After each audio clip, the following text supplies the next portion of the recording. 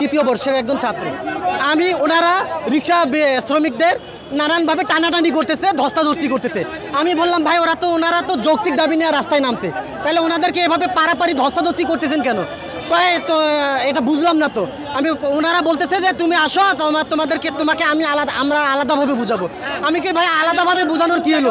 আপনারা যা বলার এখানে সবার সামনে বলেন। এখানে অটো শ্রমিকরা আছে, অটো ভাইয়েরা আছে, তাদেরকে আপনারা সবাই বলেন কি বলতে চান। ওনারা ভাই এভাবে বলা যাবে না, তুমি আসো তোমার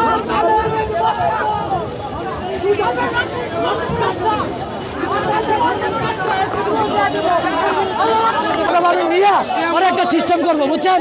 এই জন্য সেনাবাহিনী আইসে লাঠি চার্জ করছে, কোনো চুক্তি করতে যায় নাই। এখন বলতেছে রাস্তা ছাড়িয়ে দাও, আধা ঘন্টা পরে আমরা রাস্তা ছাড়িয়ে দিলে আমরা ফিরাইতে পারবো? আমরা রাজনীতি করতে আইসি, আমরা পেটের জন্য আইসি, আমরা কোনো রাজনীতিতে নাই।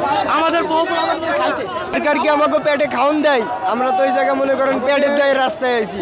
আমরা তো কোনো উশৃঙ্খলা করবো না, আমরা কি কোনো রাজনীতির কোনো নিয়ে আইসি? পেটের লাগে আইসি। আর সেনাবাহিনী যে আইসে না বুঝে লাঠি চার্জ করলো, আমাকে মাইরা আমাকে 4-5 জনের মাথা পাঠাই দিছে, এইগুলা দায়ভার কে নিবে? আমরা কি জায়গায় কোনো এখন এই যে তারপরও না করলো আমাদেরকে রাস্তা ছাইড়ে দিতে, আমরা তো রাস্তা ছাড়বো না। আমাদের দাবি আগে মানবে। হ্যাঁ, আমরাও সবার মতো চলে যাব। আমরা তো ওই জায়গায় ভাই কোনো গুন্ডামি বা মাস্তানি করতে আসি নাই, পেটের লেগে আইছি। আমাদের দাবি মানুক, ইনশাল্লাহ আমরা চলে যাব। আমরা কোনো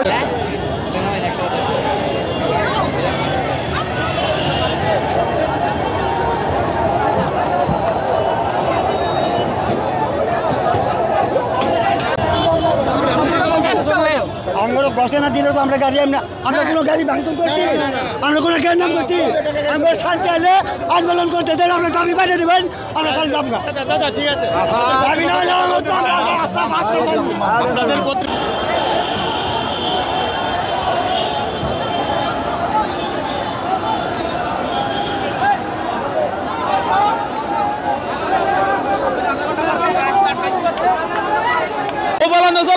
ভাই কারা দেবো অত ছোট করে তাহলে কিরকম করবো আমরা? ভাই বন্ধ করে দিতে আমরা কি চলবো?